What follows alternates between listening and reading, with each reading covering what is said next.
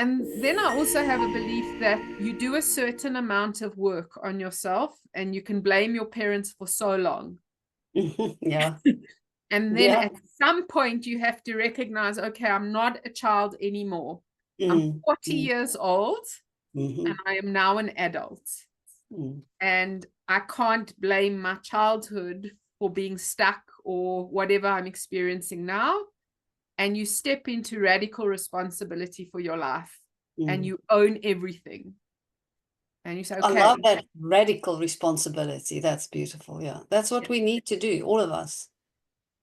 Otherwise, what happens is you stay trapped in victim consciousness, because as long as you are blaming something outside of yourself, whether it's your parents, your spouse, your children, food, the weather, you are a victim. You've given away your personal responsibility and your personal power. So, like, I use that principle often in many different areas of my life, in my relationships, in my health, and my journey with my eating and my exercise. Is like radical responsibility.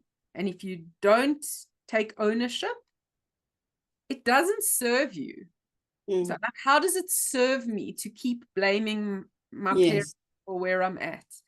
And with compassion, like I give people a lot of space to do the healing work, because trauma is real. And I think saying, okay, just get over it and take radical responsibility, you bypass a piece of the process. So I think you allow people, or I allow people, a certain amount of time. And then we reflect. And if you're still stuck in your same pattern, then we got to go to the heart of the pattern and say, okay, how does that serve you to blame anybody else? And what do you need to take radical responsibility for? Yeah. Very valuable, very valuable. And thanks for that. I agree with you. We have to take radical responsibility for ourselves, regardless of what has happened to us. I've also learned, one of the great lessons that I learned in my divorce process actually was blaming my ex for certain things was all good and well, but the things he did, he was able to do because I gave him the power to do those things. So I had to take responsibility for that as well. And that was a major breakthrough for me, I remember, at that time. It's easy to continue blaming. And I think we get stuck into the victimhood very easily. It's very comfortable there.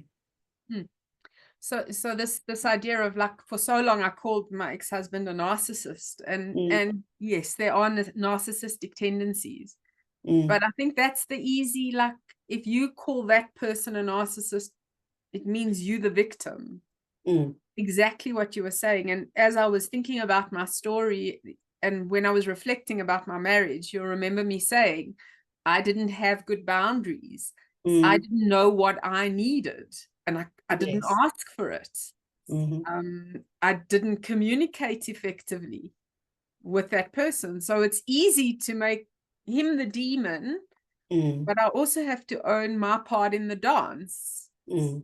And I think that's where you take your power back, where you see your part in the dance, and then you say, okay, I'm not doing that again. So next time, in my next relationship, one, I'll be looking for certain qualities and characteristics and be much more aware of the red flags and how I'm feeling internally. And I'll speak my truth. And, you know, at some point in relationship, I made the decision to say, I'm not settling for anything less than I deserve. Okay, I know who I am. I value myself. I love myself. I know my worth. And I'm not settling for anything less than that. And if I have to be alone for the rest of my life and create a joy-filled life with friends and community and family and beautiful experiences, that's also okay.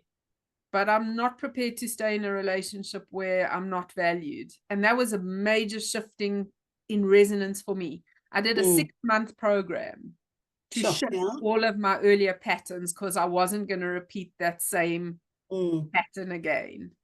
And then 3 months after that, I attracted the partner that I'm with now. Okay, so it's as easy as that.